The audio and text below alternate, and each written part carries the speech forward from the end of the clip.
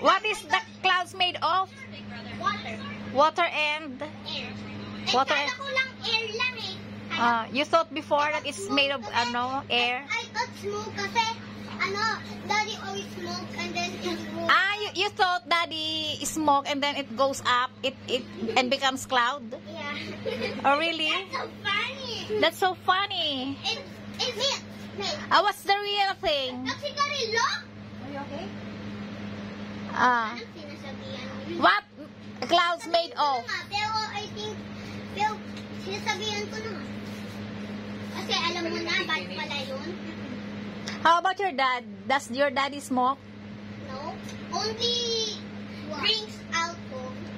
Nothing. Drinks alcohol? Before. Only before, when I was so young and I was baby, I don't know how to talk.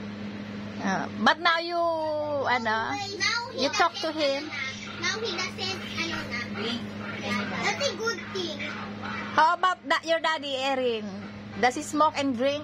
No, sometimes only. You tell him that smoking is not good to his health. I told him already, but he said only sometimes. But tanggalin na yung sometimes. And then tell your daddy that not to drink too much. Sabihin mo sa kanya drink moderately. Too much. And also, one time, I thought lollipop was made out of hard.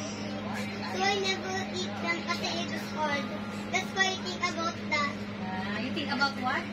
And I thought lollipop was made out of hard sugar and wax. Kasi it was hard to eat. It comes from sugar. It's all sweet sugar. I also think it is from wax.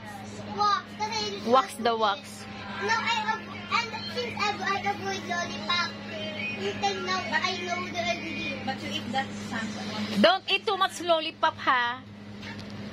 Because it's not good for May your teeth nagiging naman. white yung sa akin. It will destroy your teeth. Like Wenda. You will have cavities. Huh? You will have cavities if you eat too much lollipop. Oh, yun. We're candies. Yeah. And before I always eat candy secretly too much. What are you doing, ate?